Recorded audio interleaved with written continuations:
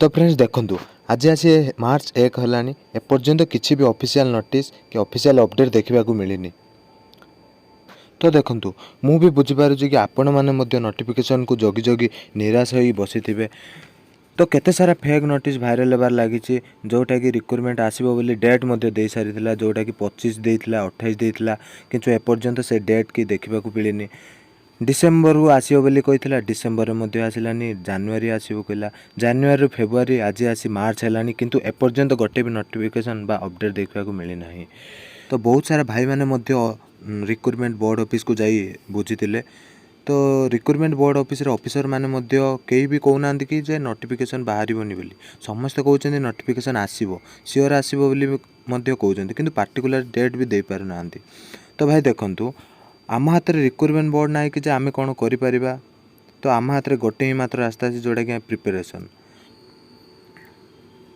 तो आम हाथ में गोटे मात्र रास्ता अच्छे जोटा कि प्रिपेरेसन छड़ा आम कि भी करें तो किसी भी बाट भी ना। तो देखो आपण मैंने प्रिपेरेसन को छाड़ू ना कारण आगक बहुत सारा पोस्ट बाहर को चाहते स्टेट गवर्नमेंट पाखे अधिक कि अधिक पोस्ट बाहर को जाऊँच आगक। तो स्टेट गवर्नमेंट आपको समय देवन जे से 2 ରୁ 3 मासरू जॉब कार्ड जॉइनिंग देदेव। तो ये सेंट्रल बहुत किसी पोस्ट बाहर जोटा कि एसएससी जीडी आगक आरपीएफ बाहर को जाऊँगी।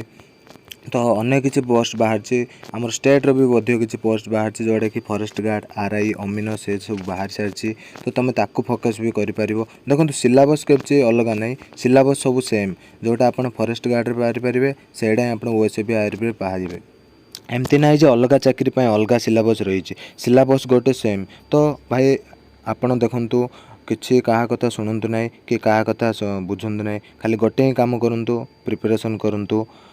मत जमती लगुच नोटिफिकेशन आसा गोटे वीक नेब बा मैक्सिमम 8 ରୁ 9 दिन भितर बाहरी पड़ो। आई थिंक भगवान पाखे डाकुची कि केमती जल्दी पोस्ट बाहरी पड़ू कारण भाई मैंने बहुत दिन अपेक्षा कर जगी प्रायतः 2 ରୁ 3 वर्ष है जगी किंतु एपर्यंत बाहरी नहीं आई होप बाहरी पड़ू।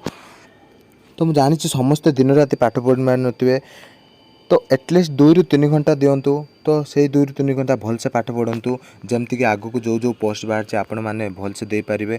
आजिका टाइम रे तो देखंतु रिटर्न केमती टॉप लेवल रे जाउची कटअप केमती हाई जाउची।